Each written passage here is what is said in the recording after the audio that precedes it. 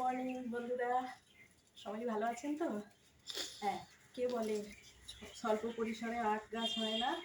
আখ গাছের জন্য অনেক মাটি লাগে, অনেক বড় জায়গা লাগে। আমি কিন্তু প্রমাণ করে দিয়েছি। এই 4 ইঞ্চি মাটির মধ্যে ছোট্ট একটা থার্মোকলের বাক্সে আমি এত সুন্দর আখ করেছি, আখ চাষ করেছি। দেখুন, শিকড়গুলো বেরিয়ে গেছে, কিন্তু এখান থেকে চারাও বের হয়েছে সুন্দর। আর আখটা তো খাওয়ার উপযুক্ত হয়েও গেছে। তো আমি প্রমাণ করেছি যে এত কম জায়গার মধ্যে আখ চাষ হয়। এই যে ছোটো ছোটো আখের চারাও বেরিয়েছে।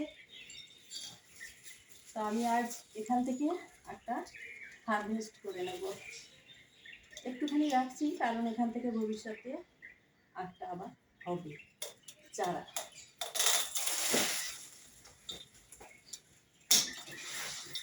তাহলে দেখলেন তো এত সুন্দর আখ আমি তৈরি করেছি। আর এটাও নষ্ট করবো না, ডগাটা যেভাবে ঠিক আমি এই আখটা করেছিলাম এখান থেকে আমি কেটে বসিয়ে দেব।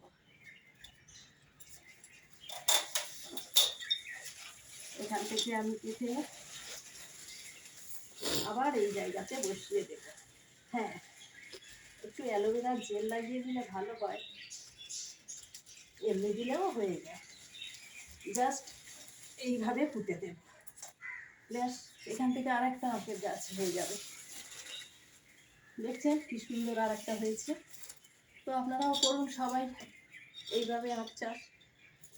দেখুন, খারাপ সাইজ হয়নি কিন্তু। Thank you.